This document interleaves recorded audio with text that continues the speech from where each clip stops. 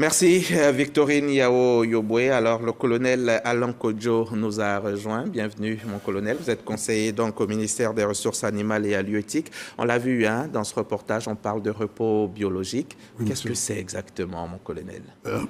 Monsieur Diaby, je voudrais saisir cette opportunité au nom de monsieur le ministre Sidi Temoko Touré, ministre des Ressources animales et halieutiques, pour dire merci à la direction de la radio-télévision ivoirienne qui nous permet encore une fois de plus d'expliquer à la population les raisons de ce repos biologique, l'importance de ce repos biologique. Cela étant, pour le commun des mortels, le repos biologique, c'est une suspension des activités de pêche pour une durée déterminée, et ceci pour protéger les reproducteurs. Pendant cette période de reproduction, les femelles se reproduisent et les juvéniles également qui vont bénéficier de cette période pour grandir. Donc, en quelque sorte, la période de repos biologique a été choisie parce que c'est la période de ponte maximale des poissons. D'accord. Dans le reportage que nous a proposé Sam Conan, il y en a un des revendeurs qui lui disait que c'est effectivement, lui aussi à son niveau, c'est la période où le poisson, ça marche beaucoup pour lui. Oui, quand vous prenez le groupe des pélagiques, pendant la période de reproduction, les bandes de poissons sont impressionnants. Et c'est ce qui les arrange, et les pêcheurs. C'est au cours de ce regroupement-là que la reproduction a lieu. Donc il est bon de les protéger quand ces bancs sont impressionnants. Alors, cette mesure, elle concerne tout le pays, mais pas dans le même temps peut-être? Oui, je confirme. La mesure concerne tout le pays, mais nous la mettons en œuvre de façon progressive. L'année dernière, c'était la mer.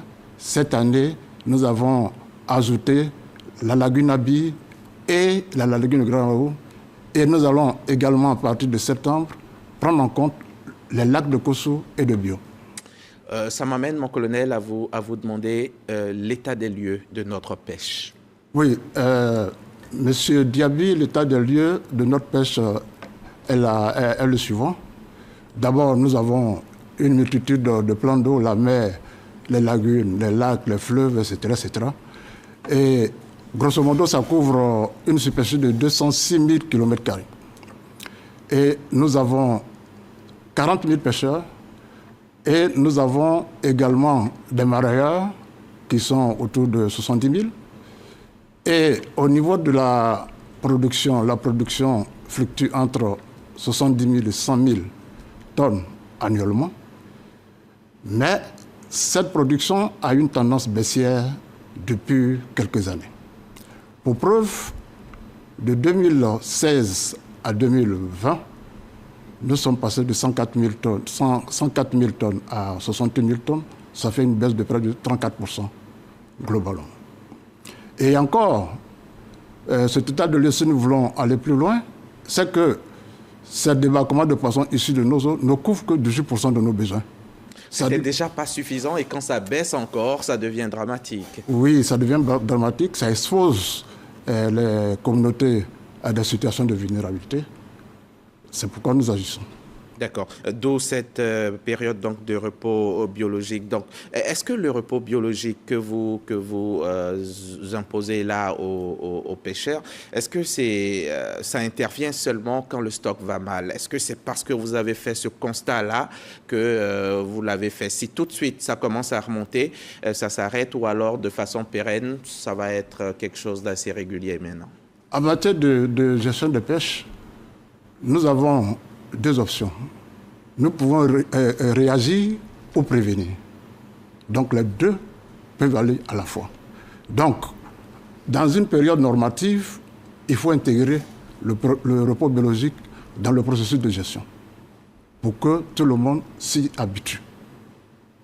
Et donc, nous, notre pays, malheureusement, depuis l'indépendance, n'avait pas initié, disons, une mesure aussi importante comme le repos biologique. C'est pourquoi les ressources ont commencé à diminuer, en plus des impacts des pollutions. C'est ce qui nous amène à prendre ces mesures. Ça va durer combien de temps? J'entends 1 mois pour certains endroits, 2 mois pour d'autres. Pour la zone maritime, c'est 1 mois pour la pêche artisanale, du 1er juillet au 31 juillet. Surtout, toujours dans la zone maritime, pour la pêche semi-industrielle et industrielle, c'est aussi du 1er juillet au 31 août. Mais dans ce segment-là, la pêche semi-industrielle est épargnée parce qu'elle ne pêche que le thon. Le thon n'est pas concerné.